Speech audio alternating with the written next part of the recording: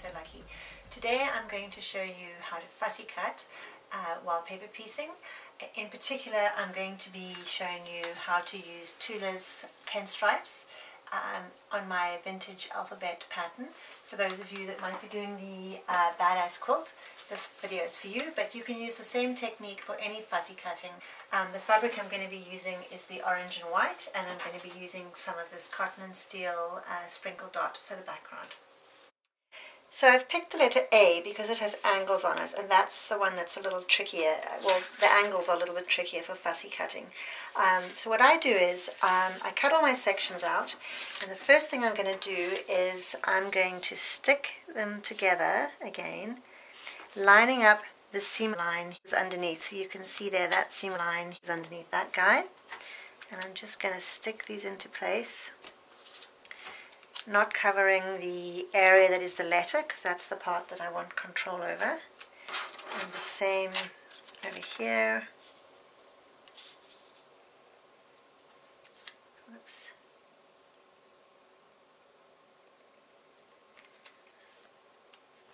Oh, shoot. Lining that guy up. So the reason that sorry, that was just a little skew. There we go.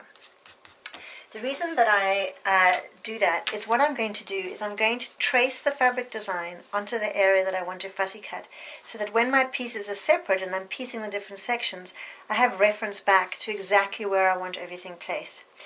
Now the fabric, remember when you paper piece, goes wrong side to wrong side. So wrong side of fabric to wrong side of pattern.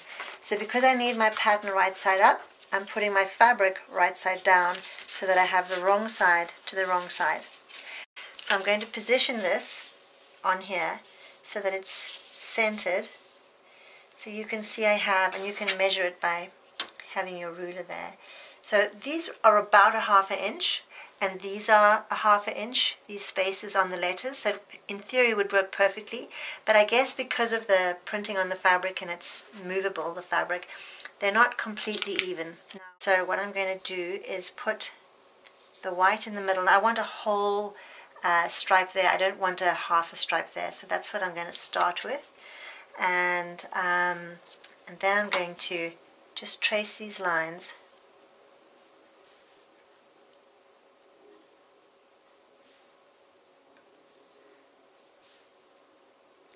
And what I'm going to do, so I know which is the dark lines I'm going to mark with an X, so that I know when I'm piecing it that that's where the darker lines go.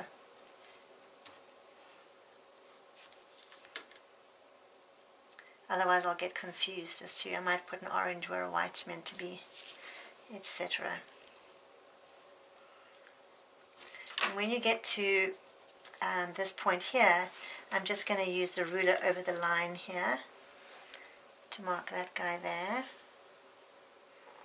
and there.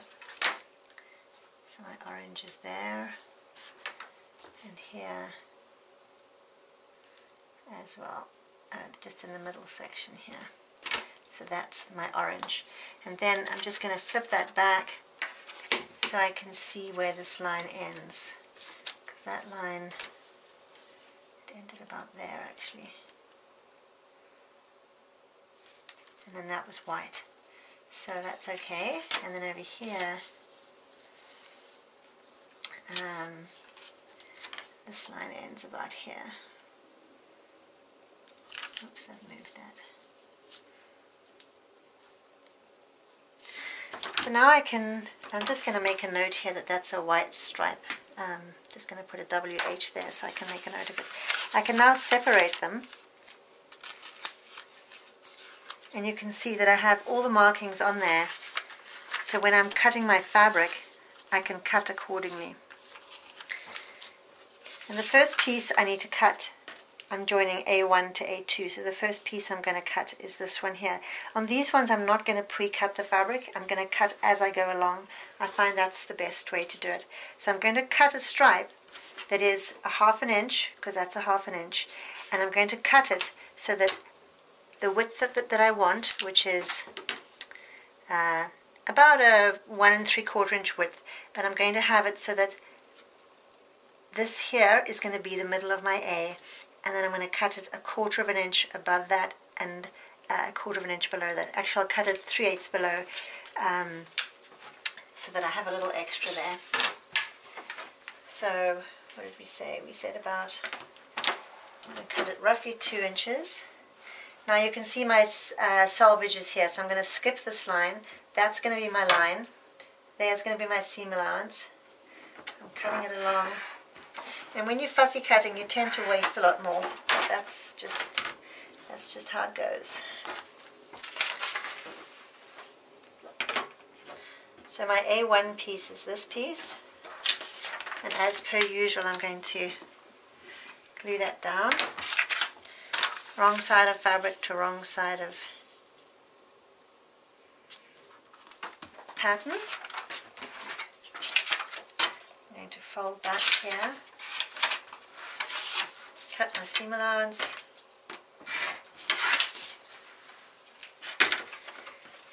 Now I'm going to place this here so that that little bit of orange is going to go into the seam allowance, and hopefully I'll have just the right amount so that I'll only get white in my little dash of the middle of the A.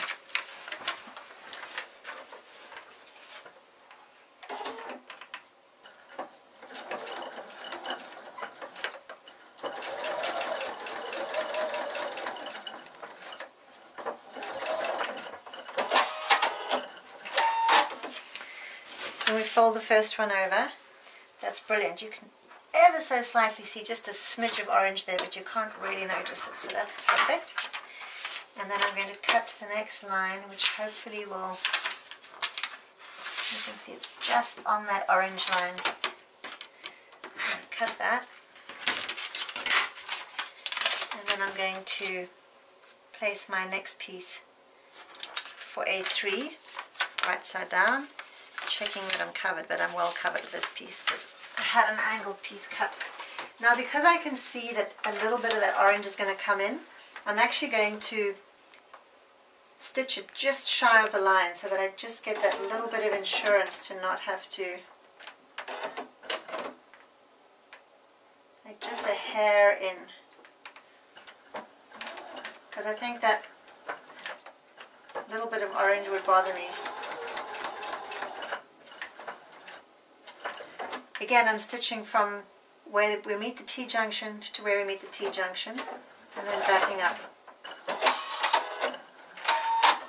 Technique I use, I don't go over the line of the next section, so I start here, back up, come along, and back in again. Let's just cut that. Threads.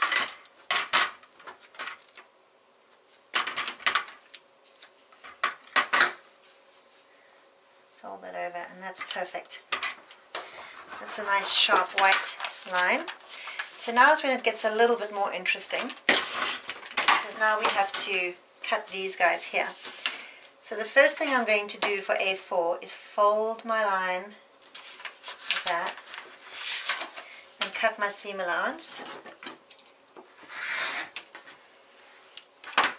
I'm also going to glue these little bits down so that they don't, oh that one's already glued down, but this guy here I'm going to glue down so that it doesn't move. The less moving parts you have, the better. Now we're going to do the tricky part, which is fussy cutting A4 and A5, matching up the stripes with this guy here and with the ones that we drew on our pattern piece. So I'm going to go over to the light box. I'm going to put my fabric right side down, and I'm going to position the pattern in place, remembering that the X's were where the orange stripes were. So you can see I've got the X's positioned where the orange stripes are, and this guy lining up with my white over here.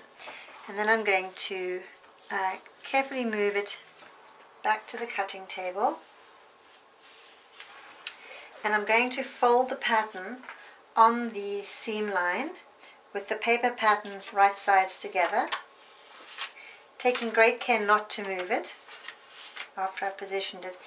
And I'll just let that seam allowance from the A1, 2 and 3 pop out.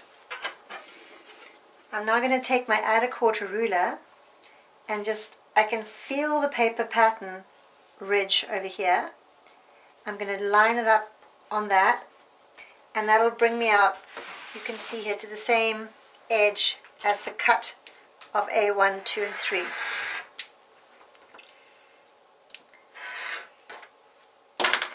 Okay. So now what I'm going to do is make the marks to make sure we line it up. So this is one of the ways of checking that you have your pieces in the right place when you get to sewing it. So I'm going to make a mark where the paper pattern meets the fabric. The trick is to keep going on this top folded line, because you can see on that angle there it goes on a straight, and this piece that's folded over, because of this angled line, it goes at an angle. So I want to draw the line as if it's continued from this angled piece here. And the same over here. So I'm not going to do it this way, I'm going to do it the same, continuing from this folded piece down to there.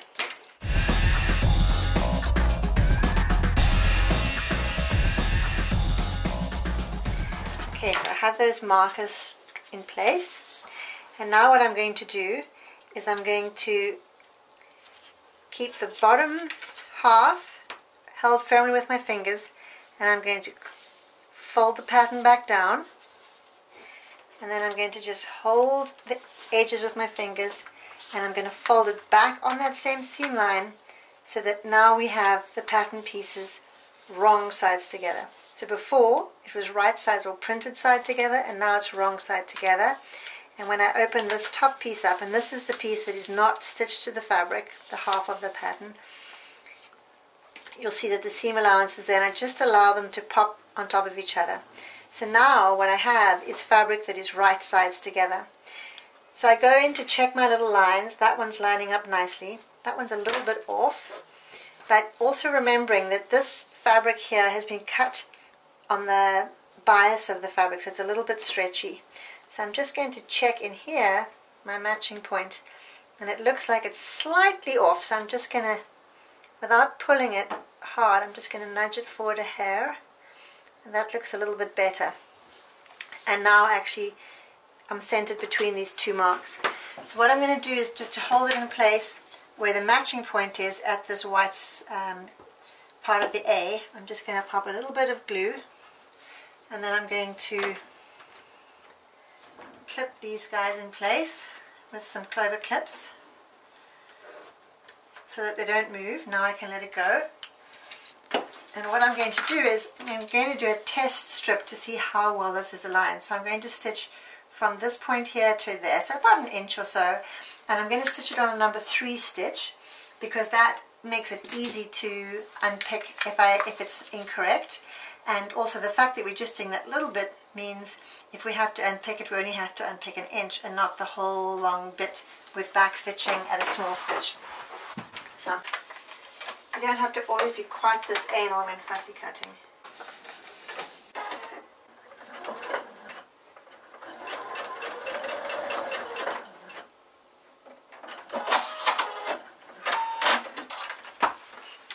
Okay, so let's check how that worked out. That's pretty good. It's nicely lined up, so I'm good with that. So what I'm going to do now is put it back down. I'm going to leave these guys in place. I'm going to turn it over. I'm going to leave that test stitching in because it doesn't matter if it stays in. I'm just going to trim the threads. And I'm going to return my machine to a 2 stitch, and I'm going to stitch this full line. So I'm going to start about there, back stitch into that corner, go all the way down and back stitch in the seam allowance.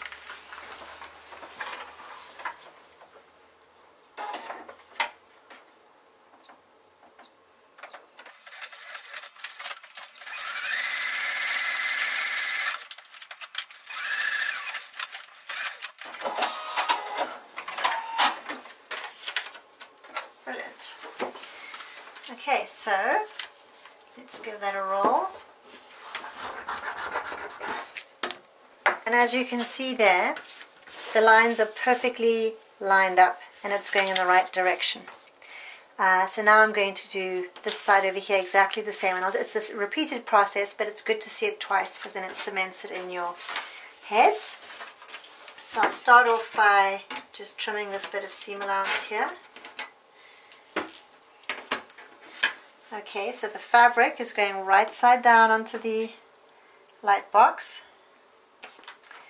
and I'm then putting my pattern piece in place over here and lining up the orange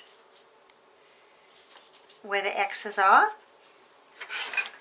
and then I'm going to slide it over to my cutting mat. Actually, I'm just going to do that again here because I had a bit of a dent there. Yeah, it's still good. Alright, slide it over to the cutting mat, flip it over on the seam line, pop the seam allowance over, line up the ridge of the outer quarter plus ruler with the ridge of the paper and the edge of the cut edge with the edge of the outer quarter ruler, taking care not to move what I have going on here. And then when I'm done cutting, again not moving this yet, I'm going to just gently pull that up, and I want to keep this bottom piece of pattern. You see, at the moment the pattern pieces are right sides together. We're going to turn it around so that the pattern pieces are wrong sides together, and the fabric, which is now wrong sides together, is right sides together. So it's going to be like a 360-degree flipperama. So I'm going to hold this down firmly, flip this guy down like that, and then I'm going to hold the edges together, and I'm basically going to fold it on that line there like that. So I have it, and the piece you want on top is the piece that you're about to stitch in. So this is A5, which is our next piece. Then I slip my fingers underneath, secure the fabric, and just let that guy go, and then I let the seam allowance line up nicely. We forgot to make markers on this one, but that's okay. So I'm going to clip my edges here. I didn't mark my edges of my pattern, but let's just check how we're doing there. That looks pretty good. So I'm going to glue that in place and just double check again. Looks good. So I'm going to test it now. And I always test, even though it might seem like a painful process, it's so much less painful than unpicking. Ah, shoot.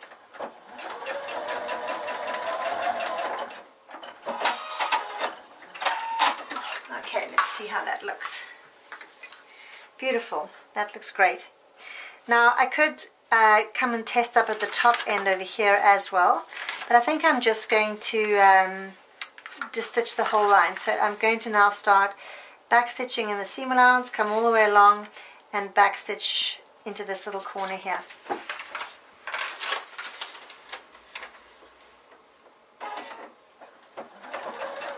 Whoops. Remember to turn your stitches back down again. So I'm back onto a 2-stitch.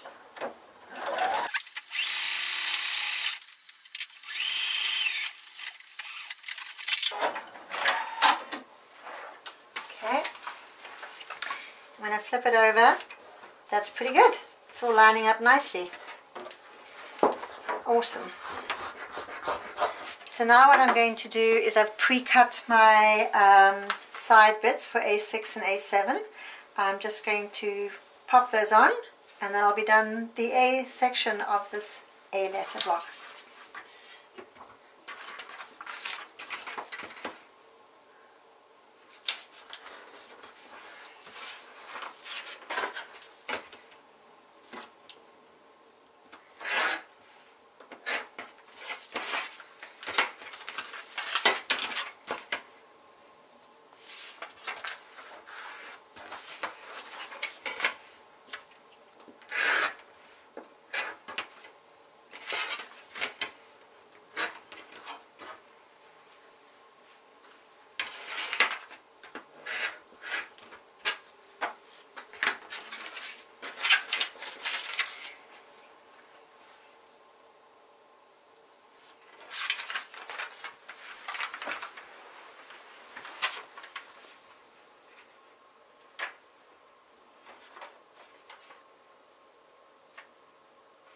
Just checking the distance.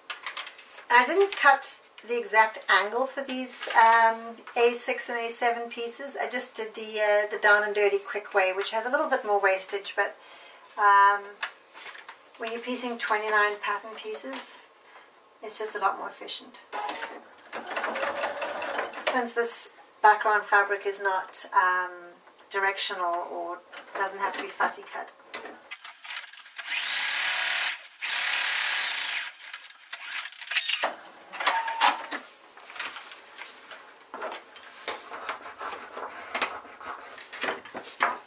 And then the other guy.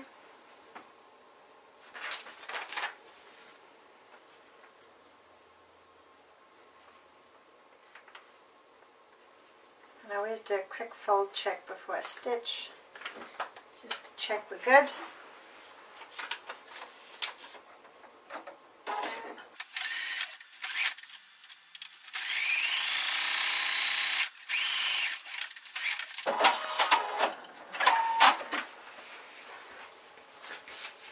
Great.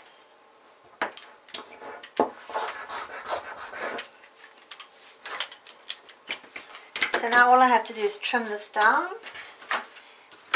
So as you can see, there's a little bit of wastage here from cutting rectangles instead of specific angles. But as I say, when you're piecing 29 letters, that's okay. You can use the same approach if you want to save the fabric to cut this angle of the background fabric. But for me, if there's not a direction, if it's not directional, or there's no fussy cut and there's not a lot of wastage, then I don't bother. So there you go, good to go. Now all we have to do is piece the top and the bottom sections, which have the serifs for this letter. Okay, so I've added the background bits on either side, and I've trimmed the excess fabric off of the center piece. And now we're going to do sections B and C, which are the top and bottom serifs of the A's here.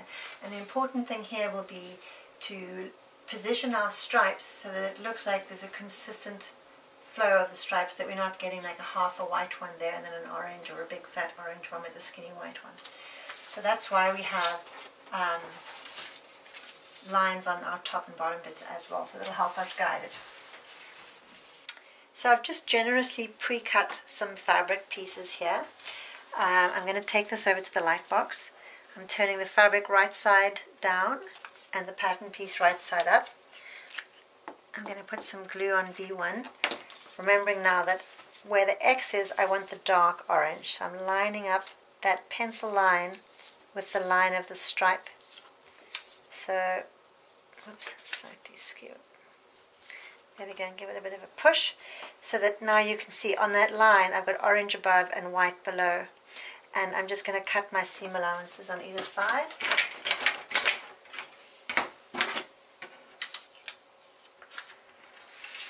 This top serif is quite easy because the only one that you're positioning is the first piece, so that's a little easier than the bottom section.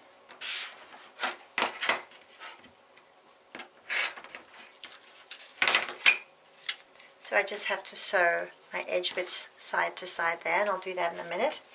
But for this guy here, if you have a look here, I'll just mind that middle bit here. So we've got stripe here and here, and this bottom section from that line down is orange. So if I line it up on here with the line going along, what's handy about this is that I can see that where that white, the line is there between the white and the orange, is actually lining up with the top of my fabric. I mean, top of my pattern, sorry. So I'm going to use that as a guide. I'm just going to cut this roughly in half.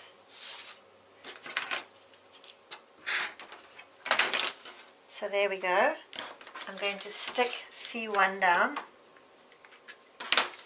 as we normally do. Again, using that top line as a guide and positioning that.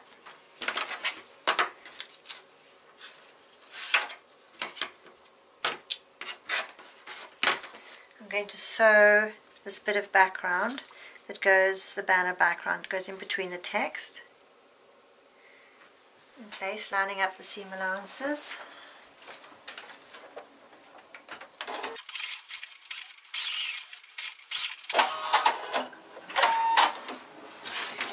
And I'll just give that a roll. Make seam allowance, and here's where I need to pay attention when I'm lining up that third piece.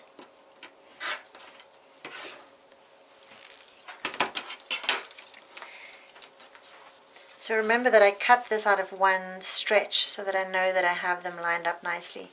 And I'm going to just line that up. You can see I've got that orange line coming in there. And I'm just going to line that up nicely and just check that it's all in place. So that you can see through the fabric to see where that's lined up, and it looks good. So, oops, sorry, I've lined it up on the wrong seam. That's funny. There we go, line it up again. So you can see I've lined it up front to back so that it's going along, and that bit there I can see on the light table there is lining up. That top of that orange line is lining up with that pencil line there, and that top of that white stripe is lining up with the top of the paper, as we said earlier.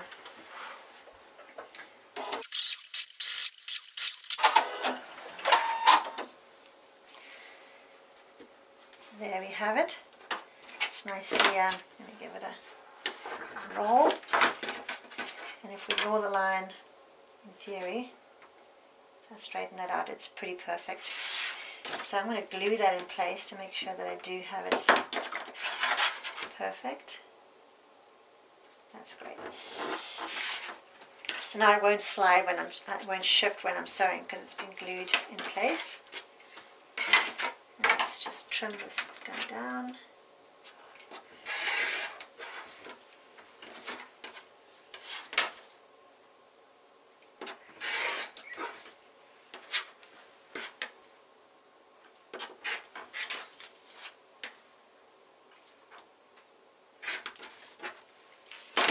Perfect.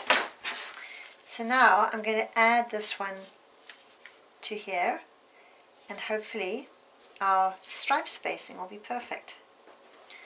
So let's see how we do. Again, my favorite friends, the clover clips. And no, they don't endorse this video, unfortunately.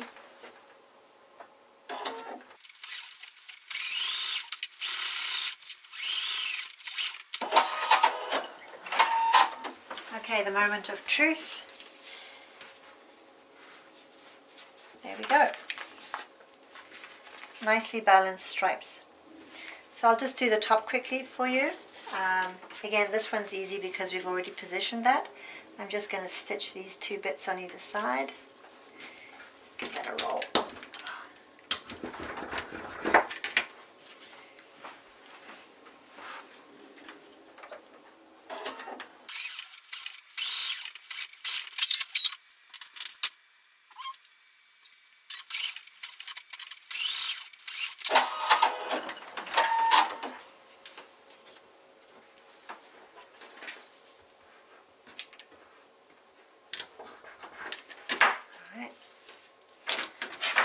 Again, I'm going to just glue these down just to hold them in place so they don't shift.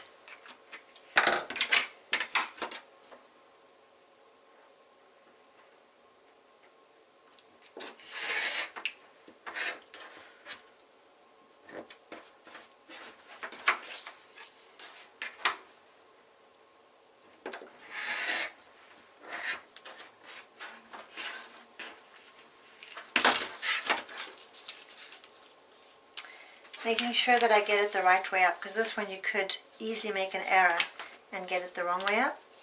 So the way you know is make sure that the letters are both facing the right way up, and then you're flipping it over right sides together.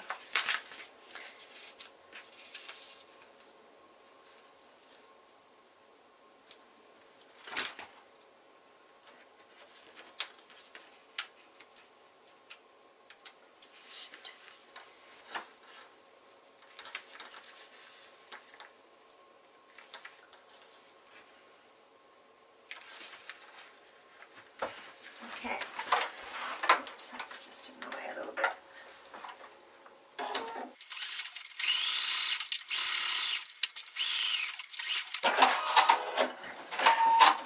Okay, fingers crossed we have it right, and voila, that's perfect. and I'll give that a nice press. Actually, when I'm finished my blocks, my paper piecing blocks, I usually give them a good blast under the steam iron without pushing the fabric out. I just hold the iron down, give it a blast, and sometimes if it's got these curly bits coming up, I'll just stick it under a book to cool, and then usually you have a nice flat block. That's pretty good. Okay, so here we have it. Our finished block looks great. All the lines are beautifully lined up. So just to recap, the first thing you do is draw your design on your paper as a guide with the light box, and then when you're cutting the difficult angular pieces, first of all you mark your paper pattern edge on the fabric at the same angle as the fold. The second thing, you can put a dab of glue where there's a critical corner, clover clip your edges left and right, and then practice the 360 flipperama. That's the trickiest part, but once you get the hang of it, it'll be easy. It's a little bit like when you first learned to paper piece. I'm sure you looked at the process and it seemed really counterintuitive. Well, that's how I felt when I first started paper piecing anyway, because you're sewing back to front on the wrong side of the design, so that seems weird. But once you've practiced it a few times, you just get the hang of it, and then you don't even think about it. So I hope this video was enjoyable to watch. Feel free to watch my other videos on YouTube, and I'll see you on Instagram. Cheers.